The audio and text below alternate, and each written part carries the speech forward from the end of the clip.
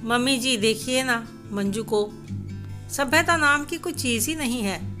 विजय ने खाना खाया और जूठे बर्तन छोड़कर सो गई। ये क्या बात हुई भला?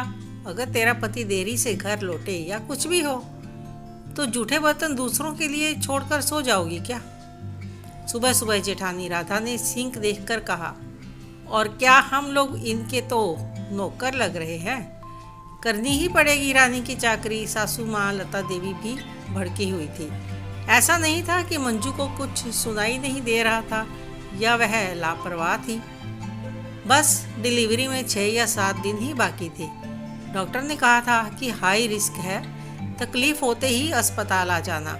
डिलीवरी किसी भी समय हो सकती है और वह दर्द और बुखार से निढाल पड़ी थी। विजय अपनी बहन रेनू को लेने गए थे। वह भी अपने 3 माह के बेटे को लेकर मायके आने वाली थी। पहली सर्दी जो थी तो मायके में आराम मिल जाता। लता जी की बेटी को पूरी सर्दी में अपने घर में ही रखने का इरादा था। मंजू को रोना आ गया। किसी तरह उठकर अंदर आई और विजय के जूठे बर्तन साफ करके रख दिए। वापस अपने कमरे में आकर लेट गई। पर लता जी से ज़्यादा राधा आग में घी डालने का काम कर रही थी। इधर शाम को विजय की वापसी हुई और अगले दिन मंजू को अस्पताल में भर्ती कराना पड़ा। मंजू ने एक सुंदर स्वस्थ चांद से बेटे को जन्म दिया, लेकिन ऑपरेशन से। घर में सब खुश थे और अपनी अपनी नेक की लिस्ट भी विजय को पकड़ा दी थी। लगभग 1 हफ्ते बाद मंजू को अस्पताल से छुट्टी मिल गई।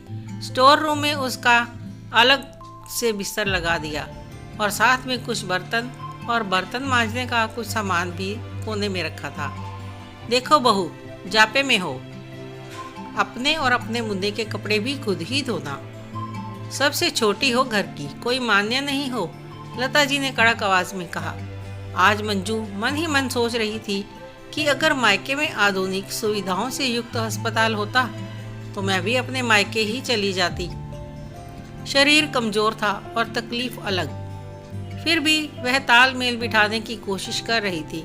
वह अपना काम भी निर्देश अनुसार कर रही थी। धीरे धीरे समय बीत रहा था और बेटे का नामकरण संस्कार भी निपट चुका था और मंजू अपनी रसोई भी फिर से संभाल चुकी थी।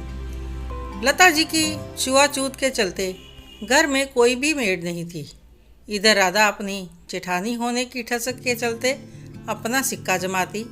मदद करना तो दूर, वह ऊपरी काम में व्यस्तता का बहाना बना लेती, पर मंजू के काम में कमियां निकालने का कोई मौका ना छोड़ती। 1-2 दिन से मुन्ना थोड़ा बीमार था और शाम होते होते उसकी तबीयत थोड़ी सी ज़्यादा बिगड़ गई। मंजू और विजय उसे लेकर अस्पताल भागे। वहाँ उसे नेबुलाइजर लगाया गया। घर आते आते रात के 10 बज गए थे। जैसे ही मंजू पानी गर्म करने रसोई में गई तो देखा काम जस का तस। पूरी महफिल बैठक में जमी हुई थी और घर की तीनों ही औरतें टीवी देखते हुए उसकी बुराई का पिटारा खोले बैठी थी। अब मंजू भी चुप नहीं रही। वह भी अंदर जाकर बोल दी, माफ़ करना मम्मी जी, इतने दिनों से कर भी रही हूँ और सुन भी रही हूँ। अगर मैं आपके जेठानी जी और रेनू दीदी के जूठे बर्तन साफ कर देती हूँ तो मैं सभ्य, और गलती से कोई कमी रह जाए तो तुरंत असभ्य कैसे हो जाती हूँ। अगर कभी मेरे या विजय के जूठे बर्तन किसी कारण से छूट जाएं, तो आप लोग तुरंत मेरे परिवार और सभ्यता को निशाना बना लेती हो। मैं भी इसी परिवार की सदस्य हूँ। अगर मुझे कोई तकलीफ हो तो सभ्यता के नाते मैं अपना काम खुद करूँ, बाकी पूरे घर की जिम्मेदारी मेरी। विजय बच्चे के पास आ। देर होती देखकर वह मंजू को पुकारने आया तो देखा कि अच्छी खासी बहस हो चुकी थी। वह मंजू को कमरे में ले गया और समझाने भी लगा। वह अगले दिन डिस्पोजेबल बर्तन ले आया और सबके सामने आवाज़ देकर बोला, मंजू, आज से हम दोनों इन बर्तनों में खाएंगे, इन्हीं में खाना और फेंक देना जब तक मुन्ना ठीक ना हो जाए। फिर मैं अलग रसोई की व्यवस्था करता हूँ। अगले 2 दिन विजय और मंजू को लगातार डिस्पोजेबल बर्तनों को इस्तेमाल करते हुए देखकर घर में ससुर जी का माथा ठनका। ये क्या लगा रखा है तुम दोनों ने? घर में बर्तनों का अकाल पड़ गया है क्या छोटी बहू? वो क्या है ना पापा जी, मुन्ना ज़्यादा बीमार है, उसे सर्दी से बचाना है। और मम्मी जी ठहरी सास और भाभी जी जेठानी और रेनू दीदी को हम लोग सर्दी से बचाने के लिए यहाँ लाए हैं, विजय ने कहा। लेकिन मंजू के लिए ऐसी कोई व्यवस्था नहीं है, वह छोटी बहू है ना, वह तो आगे बढ़कर सबका ध्यान रखती है और मैंने हमेशा उसे सबका सम्मान करते हुए ही देखा है। वह पूरे घर के जूठे बर्तन धो सकती है।